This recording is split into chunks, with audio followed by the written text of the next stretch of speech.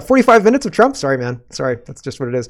Meta is talking about all this as well. And so I think this is interesting. Tight takeaways. We will be ending the suspension of Mr. Trump's Facebook and Instagram accounts in the coming weeks. We've put new guardrails in place to deter repeat offenses, and the public should be able to hear what politicians are saying so they can make informed choices.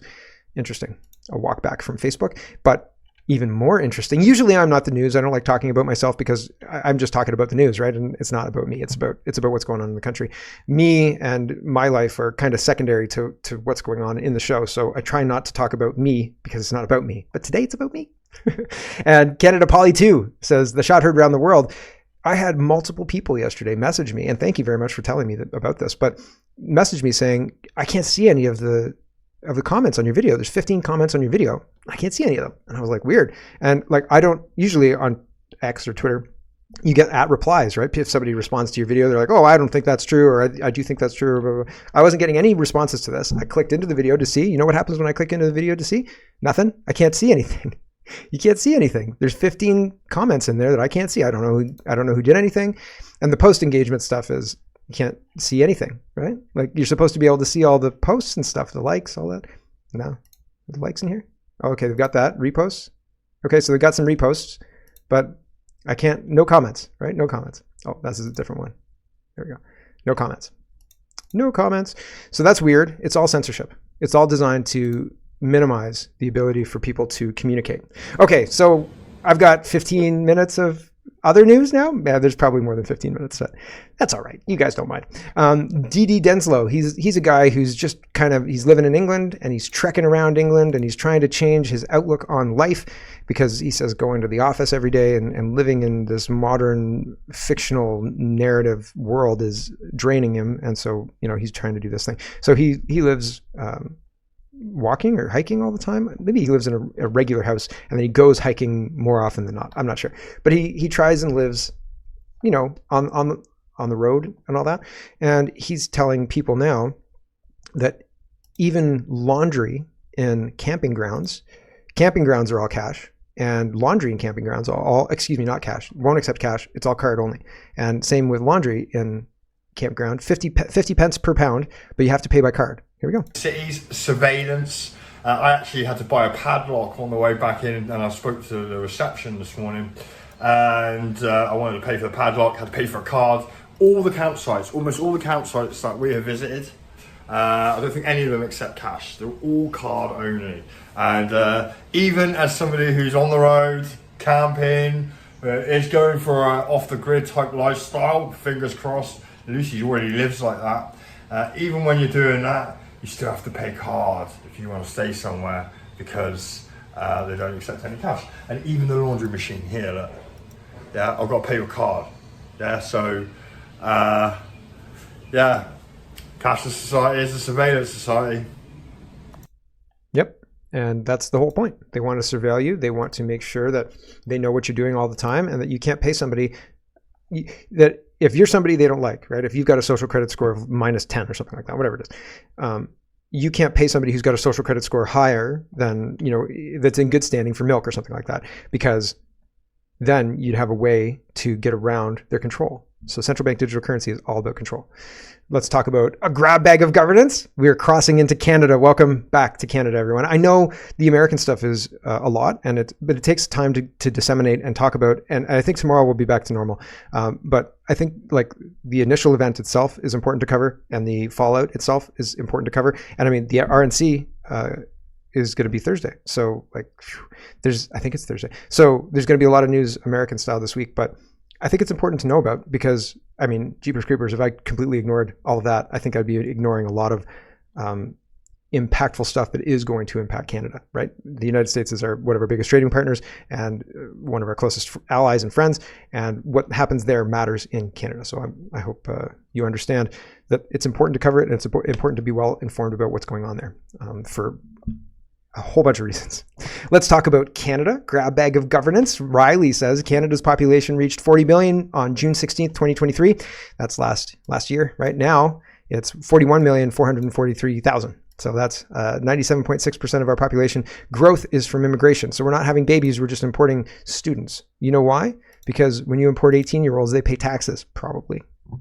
They pay high inflated prices to attend university, right? And that helps university professors pay more taxes, right? You understand? So the reason they're doing this is all economic and monetary, and they want to destroy our country. They want to destroy and replace the people who are running this country now with people who won't ask questions about the puppets that are running this country, because the puppets that are running this country are paying them off, right?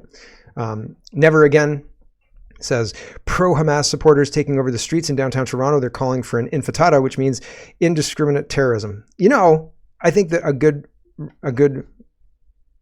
legal consequence for doing something like this is you get a one-way ticket to whichever country you're protesting for, and you're not allowed to come back for 6 months. Have fun. See you later. Go do your protest there. And how about you learn something or two, right? Have a good time in Palestine, Gaza, right? It's one of those things. Our country is different than Palestine, Gaza, right? Our country is not Israel. Our country is not Europe. Our country is not Ukraine. Our country is not Russia. Our country is not any of these foreign wars that we're spending money on, is not any of these distractions, nonsense, garbage that we're spending time on. And people who are spending time on it, like the media, should have their funds removed from the government, but they should have their funds removed from the government anyway. And all of the other people who are spending time and energy on this should be starved of other resources in order to get them back focused on our country, because all this does is distract people. It's very politically popular and means nothing. Means absolutely nothing. I'm a Canadian politician and I'm going to tell those Palestinians, I'm going to tell those Ukrainians, give me a freaking break. We're going to support them forever. What? Why? That's my money. Are you kidding? Why? Right? Get those people out of here. Get them gone. That's the only way to do it. Mocha was out at the Road Rage Terror Tour, and it looks like a super amount of fun. I'm so glad these guys are doing this. And Mocha says a lot of these people are terrorists, they're criminals, and it's intimidating and scary. They, the media, don't know how to deal with it. To overcompensate for that, they target someone like myself and my friends who they know are not dangerous. So Jeremy is asked a question by Mocha. Well, I'll just play it. It's interesting. Here we go. That's because they're cowards, largely. Because, as you said, a lot of these people are terrorists, they are criminals, and that's intimidating and scary. They don't know what to do with it. They can't deal with it. So to kind of overcompensate for that, they'll target someone like myself and my friends and so on, who they know are not dangerous. All of the documentation supports that. The RCMP documents support that. The CSIS documents support that. Everything supports that. But this way they can make it look like they're doing something about something to justify their own existence. Meanwhile, we actually do have dangerous people running amok all over the country, and they don't have what it takes to deal with it. So this is kind of a situation of somebody who's getting bullied and then goes to school and beats up somebody smaller than them to make themselves feel better, is what it looks like to me. What do you make of... So pretty crazy stuff. And he's not wrong. He's not wrong. The government of Canada are bullies, and they are absolutely using their power to intimidate the electorate. And it's not okay, right?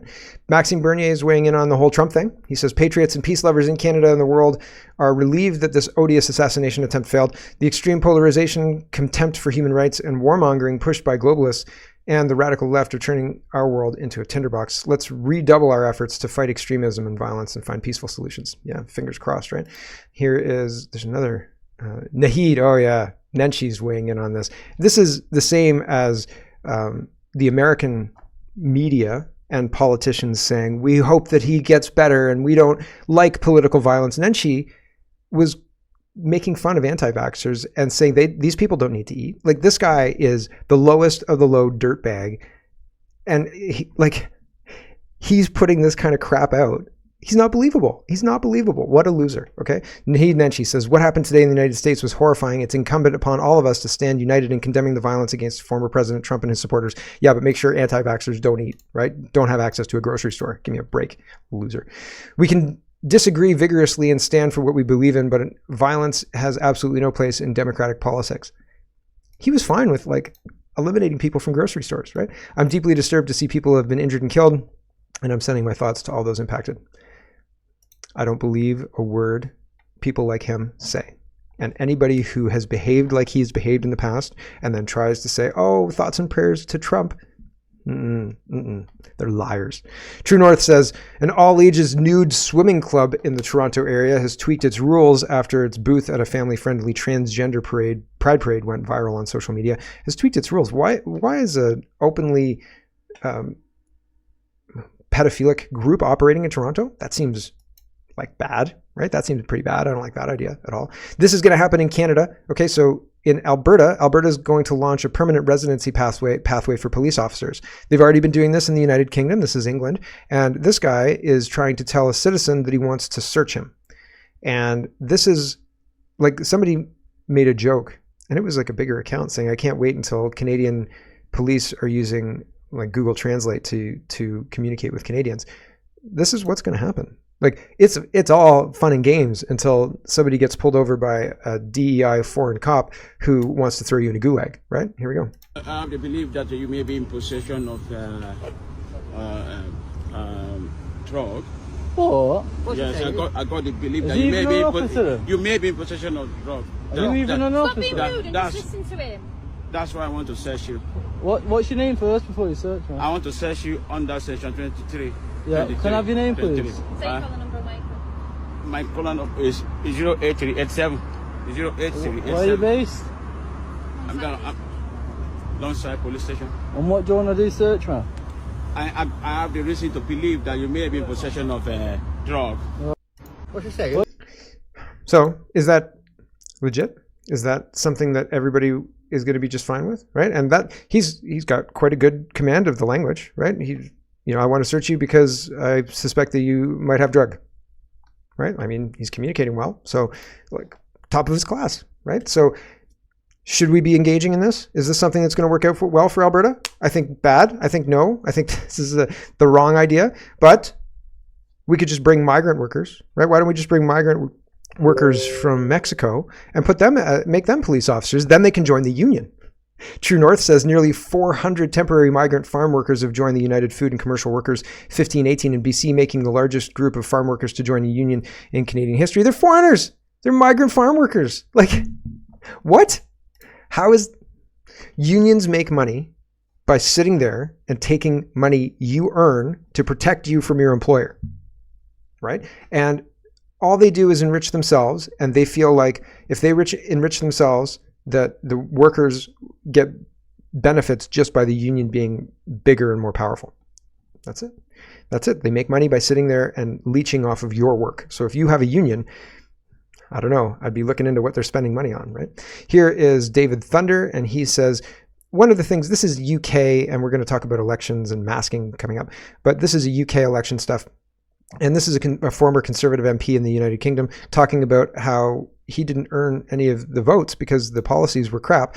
It's true, but the Labour is going to be worse. Labour is going to be just as bad. So he's got a very, very posh accent as well. Very posh. They're trying to get rid of this accent, I think. But here we go. I was not entitled to the votes of the 7,000 people who voted for reform in North East Somerset. I had to win their votes. And I had to win their votes wearing a blue rosette and supporting a Conservative government that had simply failed to do Conservative things. That is not Nigel Farage's fault. That is to some degree my fault. And the fault in others within the Conservative Party. One of the advantages of not being a Member of Parliament anymore, though still a member of the Conservative Party, is that I can speak more freely. And I will confess to you that it was getting increasingly frustrating during the election campaign on doorsteps when constituents, as had been, said to me, the highest taxation in 70 years, immigration out of control, a lunatic green policy, and you still want me to vote Conservative? And I agreed with them on all 3 points. And so it's not Nigel's fault, it's my fault, and the fault of others of us in the Tory party. You have to win over voters. You can't take them for granted, and we ignored our base. They did more than ignore their base. They told their base that they were racist radicals who should listen to their betters, and please do shut up or we're going to throw you in the gulag. Basically, that's what I got anyway. So it wasn't just that they ignored their base. They teabagged their base, beat their base, kicked them in the stomach, and said, now don't get up again. And that was basically politics these days. That's what everyone's doing. Here's Justin Trudeau. Look at the picture. If you look past the single row of people, there aren't many more people, right? There's like 12 or 15 people. There's a couple of people back here. There's a couple of people back here, right? There's the front row, and 3 of them are are MPs, high-ranking MPs, and a lot of these people are kids. Like, what? Canadian Prime Minister's Twitter account says, yesterday in Mississauga, Prime Minister Trudeau attended a community barbecue alongside Deputy Prime Minister Freeland and Member of Parliament Ikra Khalid. I wonder if they had their kifra on or their Free Palestine flags, right? That's who they're campaigning for, isn't it? Here is Ryan. He says, after what happened yesterday in the United States, the media needs to stop with this rhetoric. Pierre is the most dangerous politician. The dangerous rise of Pierre. This is a dangerous game that they're playing. Yeah.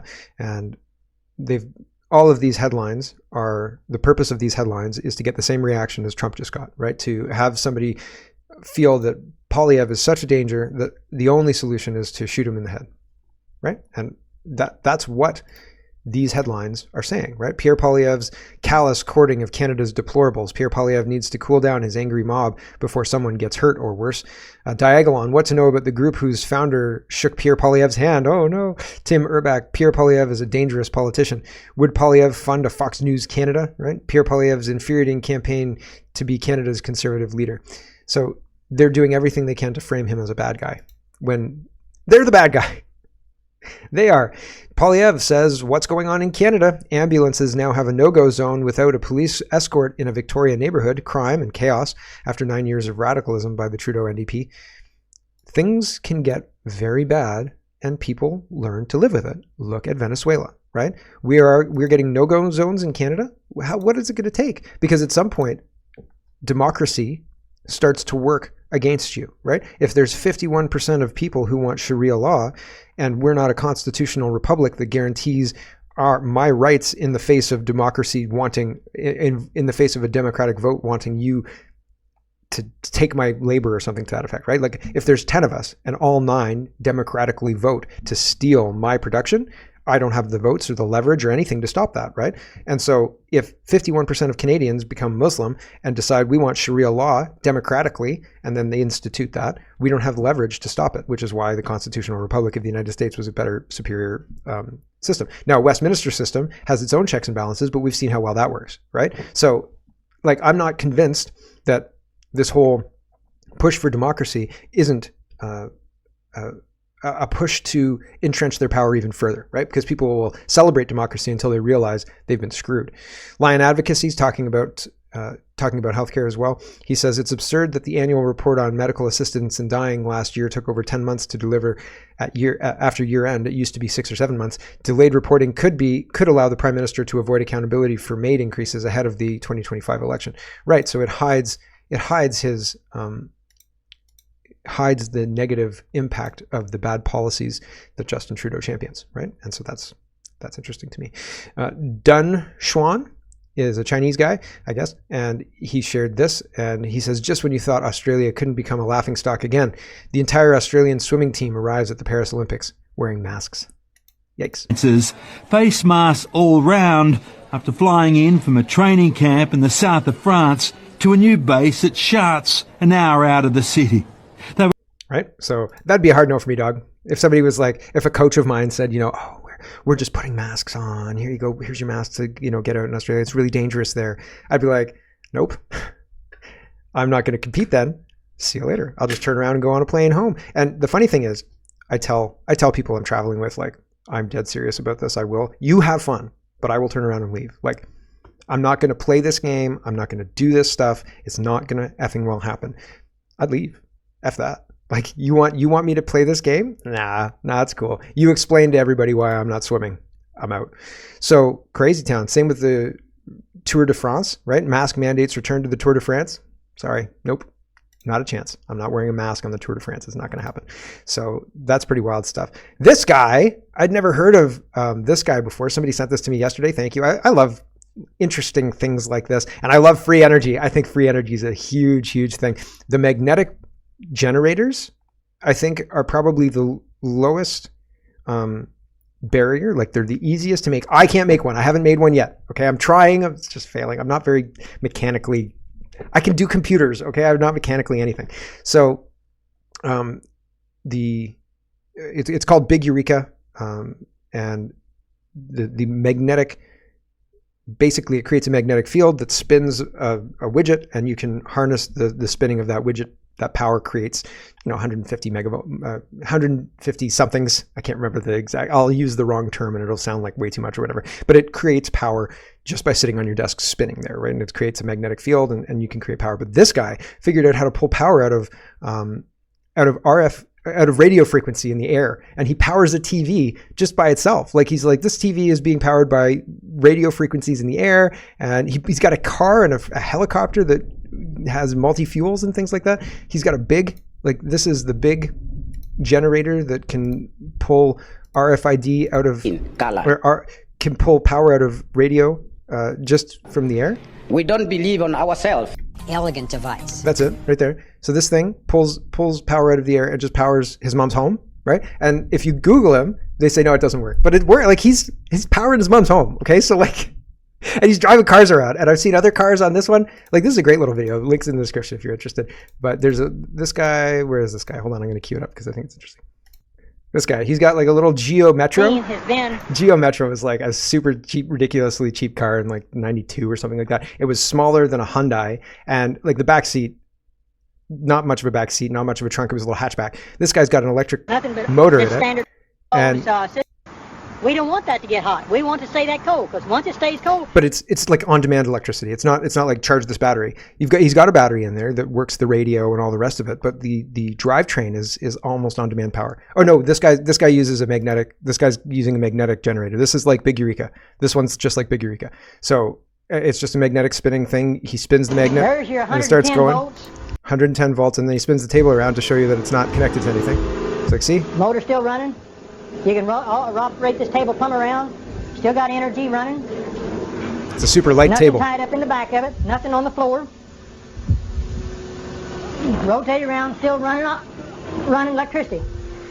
So we're looking hope. So, and then he put it into a car, right? Put it into a car. And so that's super cool. I'd love to do that. That'd be so much fun for me. Oh, and there's a Kate sighting, right? Here's Kate. I don't think this is AI, right? So I guess Kate's out and about. She's looking healthy, right?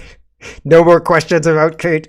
And this guy, man, this was interesting. If this is the Lord's Prayer translated from the original Aramaic to English, direct translation rather than the translation going through multiple languages. And it's interesting because I find it interesting. Links in the description. Here we go. This has nothing to do with politics, but I just thought it was interesting anyway. Here we go. Hey there. Do you want to hear a version of the Lord's Prayer that is translated from Aramaic to English rather than the traditional and typical one, which is translated from Aramaic to Greek to Latin and then to English? Okay, let's do it. O cosmic birth of all radiance and vibration, soften the ground of our being and carve out a space within us where your presence can abide. Fill us with your creativity so that we may be empowered to bear the fruit of your mission. Let each of our actions bear fruit in accordance with our desire. Endow us with the wisdom to produce and share what each being needs to grow and flourish. Untie the tangled threads of destiny that bind us as we release others from the entanglement of past mistakes. Do not let us be seduced by that which would divert us from our true purpose, but illuminate the opportunities of our present moment. For you are the ground and the fruitful vision, the birth, power, and fulfillment, as all is gathered and made whole once again. And so it is. Interesting, right? Stuff like that blows me away. If you wanted to screw up the meaning of something, maybe you put it through 5 different languages and translate it. And then maybe in the third language, you say that word doesn't mean that. It actually means this. It's the different translation of this. There's 2 ways to say, donkey sounds like years in French, right? Ons, same thing. So you could say, oh, man, that's just talking about donkeys, right? That part's very donkey centric, right? So you could change things. And if you wanted to take control of a society, if you wanted to distance people from their God so that they believe your lies, you maybe do something like that. Translate it into 5 different languages and then say, yeah, this is pretty close. Donkeys are really important to us, right? It's wild stuff. So not even apologies for the American-centric stuff. The world's a crazy place, and all of the crazy stuff seems to be coordinated from a central location. And that central location wants to look like it's a Cloudflare server, right? Like it's coming from Canada and it's coming from the United States and it's coming from all these other places. But it's very obviously clearly one central location. The plan is very clearly one plan in different configurations depending on where it is. But the plan is very, very similar, very, very straight. And people are not happy with it. And I think that going back to Aramaic, the Aramaic version of the Lord's Prayer, has something to do with where we are now. And isn't that weird? Isn't that strange? And it's not just me that thinks that. There's a whole bunch of people who've been talking about this kind of renaissance, this resurgence of people who are looking again at religion, but not looking at it like, oh, isn't that funny and trite and outdated and old?